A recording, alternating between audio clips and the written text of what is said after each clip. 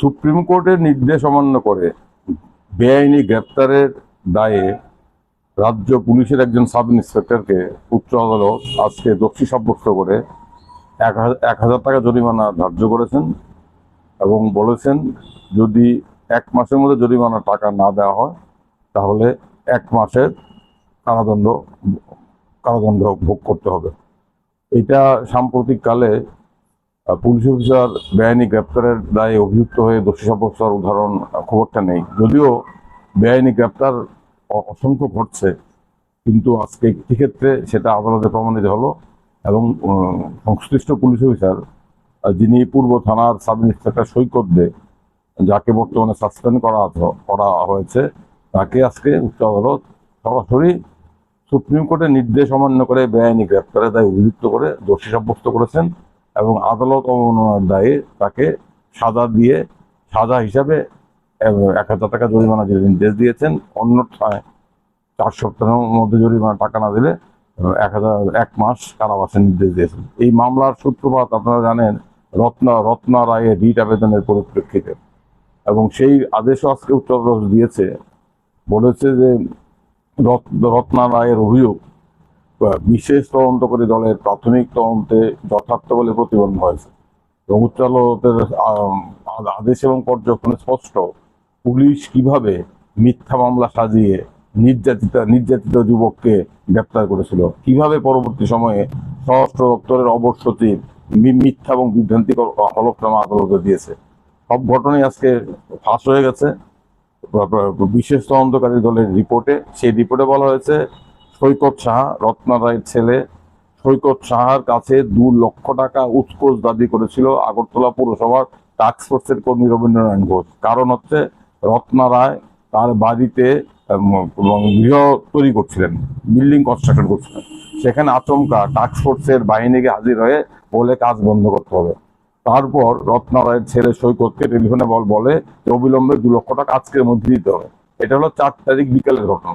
সেই মোতাবেক রত্না রায়ের ছেলে সৈকত টাকা দিতে অস্বীকার করে। স্বাভাবিকভাবে কেন আমি টাকা দেবো, সেই অপরাধে টাকা দিতে অস্বীকার করার অপরাধে, তথাকথিত অপরাধে 4 তারিখ 4 এপ্রিল রাত্রিবেলা দুষ্কৃতিকারী, যার মধ্যে রবীন্দ্রনারায়ণ ঘোষ ছিলেন, আগরতলা পৌর পরিষদের টাস্ক ফোর্সের কর্মচারী, এসপিও স্পেশাল পুলিশ অফিসার জয় দেবনাথ, অন্যান্য দুষ্কৃতিকারীরা রত্না রায়ের বাড়িতে চড়াও হয়ে সৈকত তার ছেলেকে বেধড়ক মারধর করে এবং ছেলেকে বাঁচাতে গিয়ে বৃদ্ধা মা এবং বাবাও আক্রান্ত হন, আহত হন, জখম হন।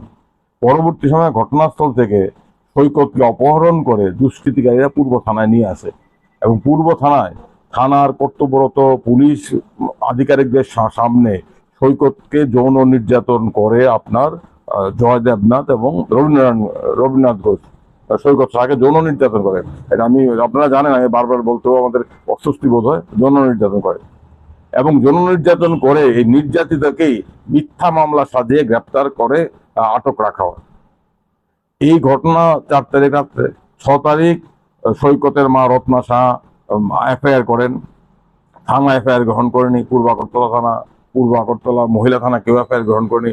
পরবর্তী সময় রাজ্য পুলিশের মহানির্দেশক এসপির কাছে জানানো হয়, কেউ কোনো প্রতিকার কিংবা সুবিচার দেয়নি।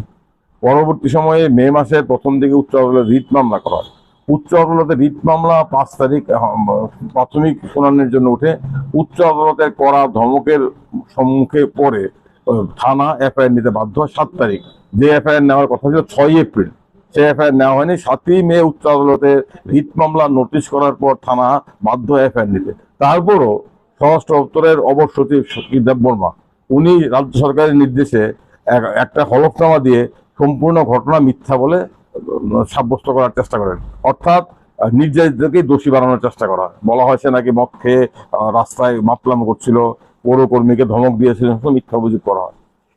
এবং এই ঘটনাটা আমরা বলেছিলাম, এই ঘটনার সাক্ষী থানার সিসিটিভি ফুটেজ। উচ্চ আদালতের নির্দেশ দেয় 5 তারিখে যে পশ্চিম জেলার মুখ্য বিচারককে আজকেই তৎক্ষণাৎ গিয়ে পূর্ব আগরতলা থানার সিসি ফুটেজ সিকিউর করা এবং সিজ করার জন্য সেটা করা হয়। পরবর্তী উচ্চ আদালত যখন দেখে যে পুলিশি তদন্ত এইভাবে চলছে, পুলিশ মিথ্যা অভিযোগ দায়ের করছে, স্বরাষ্ট্র দপ্তর ঘটনা ধামাচাপা দেওয়ার চেষ্টা করে, তখন পুলিশের তদন্তে উচ্চ আদালত আস্থা রাখতে পারেনি। তখন উচ্চ আদালত স্পেশাল ইনভেস্টিগেশন টিম বা বিশেষ তদন্তকারী দল গঠন করে। সেই বিশেষ তদন্তকারী দল তাদের রিপোর্ট দেয়, তারা রিপোর্ট দেয়, সিসিটিভি ফুটেজ দেখে বলে সৈকতকে থানায় এনে নির্যাতন করা হয়েছে। এবং পরবর্তী সময় এটাও স্পষ্ট হয়ে যায় সৈকতের বিরুদ্ধে মাতলামো করার অভিযোগ, পাবলিক স্পেসে বিশৃঙ্খলা করার সৃষ্টি করার অভিযোগ, সবগুলো সাজানো অভিযোগ, মিথ্যা অভিযোগ। এবং এর পরবর্তী সময়ে ঘটনার জল গড়াতে থাকে, ক্রমশ রিপোর্টে সমস্ত প্রকাশিত হতে শুরু করে এবং সৈকতের গ্রেপ্তারও বেআইনি। সুপ্রিম কোর্ট বলেছে কোন কোন মামলায় গ্রেপ্তার করা যাবে, কোন কোন মামলায় গ্রেপ্তার করা যাবে না। তো এই সৈকতদের বিরুদ্ধে আদালত নোটিশ জারি করা হয়। উচ্চ আদালতের চাপের মুখে পড়ে পুলিশ বাধ্য হয়ে বসেছে রবীন্দ্রনারায়ণ ঘোষ এবং জয় দেবনাথকে গ্রেপ্তার করতে। তারা এখন শ্রীঘরে আছে। তাদের বিরুদ্ধে প্রথমত উৎকোচের অভিযোগ গ্রহণ করা হয়নি, পরবর্তী সময় উৎকোচ গ্রহণের উৎকোচ দাবি করার অভিযোগ সম্বলিত ধারা যুক্ত করা হয়। তাদেরকে চাকরি থেকে নিলম্বিত করা হয়, কারণ দুজনেই কন্টিনজেন্ট ওয়ার্কার ছিল। এবং এই পূর্ব আগরতলা ওসি সুব্রত রায় না সুব্রত বাবু সহ 5 জন পুলিশ অফিসার, আমাদের একজন মহিলা পুলিশ অফিসারকে তাদেরকে সাসপেন্ড করা হয়েছে। কারণ তাদের সামনে একটা ভয়ঙ্কর দিক হলো এটা কি, দেখুন দুষ্কৃতিকারীরা রাস্তায় বাড়ির সামনে একজন যুবককে, একজন নাগরিককে মারধর করেছে বুঝলাম, কিন্তু তার চেয়ে আরো ভয়ঙ্কর ঘটনা হলো দুষ্কৃতিকারীরা বর্তমানে কতটা নিরাপদ, কতটা তাদের মানে রাজত্ব, তারাই আহত যুবককে থানায় তুলে এনেছে। থানায় তুলে এনে পূর্ব আগরতলা থানায় সিসি ফুটেজ আছে, থানার পুলিশ অফিসার দাঁড়িয়ে দাঁড়িয়ে তারা দেখছেন একজন যুবককে, নাগরিককে থানায় এনে দুষ্কৃতিকারীরা যৌন নির্যাতন করছে, তারা দাঁড়িয়ে দাঁড়িয়ে দেখছেন। এই সবটা ঘটনা ধামাচাপা দেওয়ার জন্য স্বরাষ্ট্র দপ্তরে অবশ্যই মিথ্যা লক্ষ্যমা দিয়েছিল।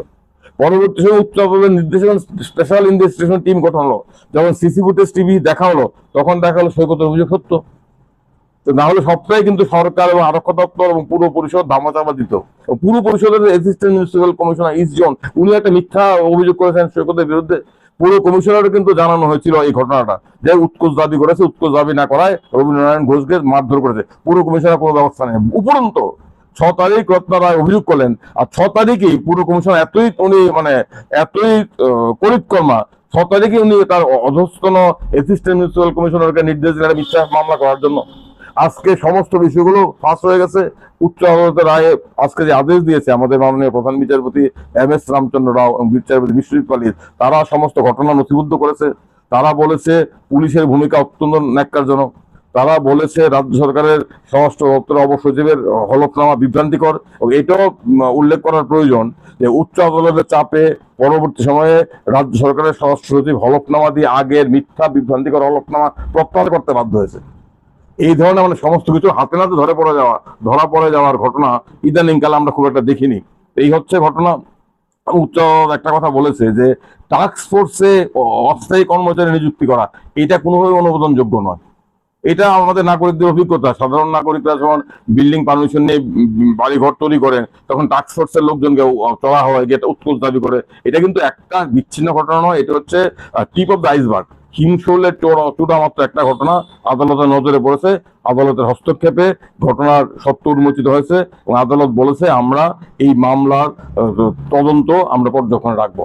আমরা তার মামলা তদন্ত কার্য পর্যবেক্ষণ করবো, তদন্ত রিপোর্ট সম্পর্কে আমাদের অবহিত করতে হবে। অর্থাৎ এতে স্পষ্ট উচ্চ আদালত পুলিশি তদন্তের উপর আস্থা রাখতে পারছে না। উচ্চ আদালত বুঝতে পেরেছে পুলিশি তদন্তের উপর যদি উচ্চ আদালতের পর্যবেক্ষণ না থাকে তাহলে যে কোনো সময় অপরাধীদের আড়াল করার জন্য অনেক কিছু হয়ে যাবে। এই হচ্ছে আজকের যে উচ্চ আদালতের রায়, এটা গুরুত্বপূর্ণ বিষয়।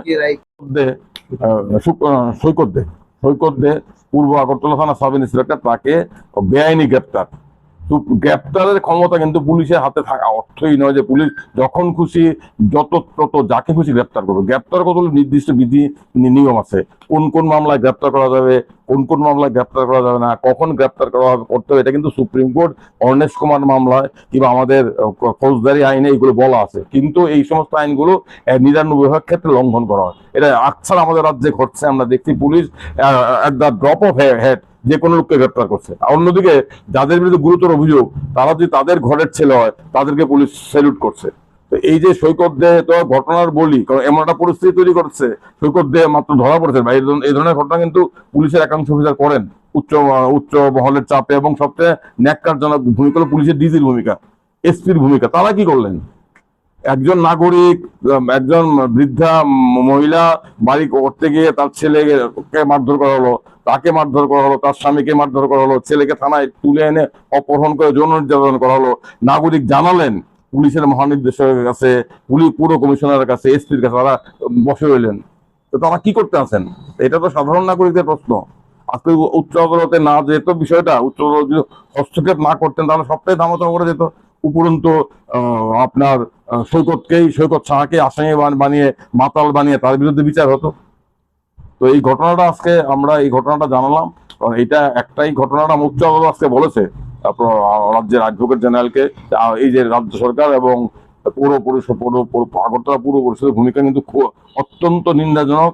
এবং আমরা উচ্চ অ্যাডভোকেট জেনারেল বলেছেন এই ঘটনার ফলে তারা রাজ্য সরকার সঠিক ব্যবস্থা নেবেন। আমরা দেখবো, আমরা আমরা তো আশা করতে আপত্তি নেই যে this judgement or this order will send a message down the line. আমরা দেখি কি হয় আগামী দিনে। পুলিশ আধিকারিকের বিরুদ্ধে কি রায় দিয়েছে? রায় তো তাকে দোষী সাব্যস্ত বলে, আমার জানা মতে এই ধরনের বেআইনি গ্রেপ্তারের দায়ে দোষী সাব্যস্ত হওয়ার ঘটনা আমার জানা নেই। ইদানিং কালে বেআইনি গ্রেপ্তার হয়, 80% গ্রেপ্তারই বেআইনি, কিন্তু কাগজে কলমে প্রমাণ করা যায় না, মানুষ থানায় আসতে ভয় করে, বিভিন্নভাবে চাপ দেওয়া হয়। একটা হাতে নাতে ধরা পড়েছে বেআইনি গ্রেপ্তার, সম্পূর্ণ বেআইনি গ্রেপ্তার। ধরুন না, ঘটনাটা কি, একজন যুবককে মারধর করলো, থানায় এসে যৌন নির্যাতন করলো, তারপর যৌন নির্যাতন হলো বিফোর সিসি ফুটেজ, তাদের কোনো ভয় ডর নেই। তারপর তার বিরুদ্ধে মিথ্যা মামলা সাজিয়ে তাকে উল্টো আসামি বানিয়ে দেওয়া হলো। কোন জায়গায় গেছে সেটা জেনেও ডিজি, এসপি তারা নীরব দর্শক। আন্ডার সেক্রেটারি সৈকত দে, পুলিশের সাব ইন্সপেক্টর, তাকে আদালত অবমাননা এবং বেআইনি গ্রেপ্তারের দায়ে দোষী সাব্যস্ত করে সাজা হিসাবে কত 2000 টাকা জরিমানা দেওয়ার নির্দেশ দিয়েছে। এবং যদি জরিমানার টাকা আগামী 1 মাসের মধ্যে না দেওয়া হয় তাহলে তাকে 1 মাস জেল খাটতে হবে।